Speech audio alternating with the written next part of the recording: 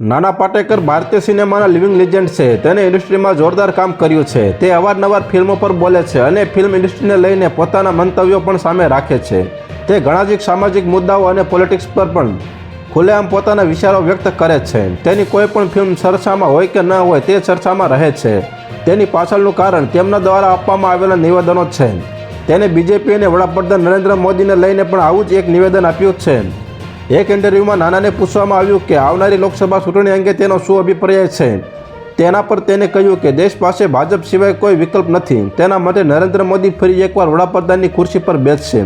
આગામી ચૂંટણીમાં ભાજપને 350થી 375 સીટ મળશે અને ભાજપ ફરી સત્તામાં આવશે. ભાજપ દેશમાં ખૂબ સારું કામ કરી રહ્યું છે. તેથી 2024માં આવનારી ચૂંટણીમાં ભાજપને જરૂર સફળતા મળશે અને નરેન્દ્ર મોદી ફરીથી દેશના વડાપ્રધાન બનશે. દેશ પાસે ભાજપ સિવાય કોઈ બીજો વિકલ્પ નથી.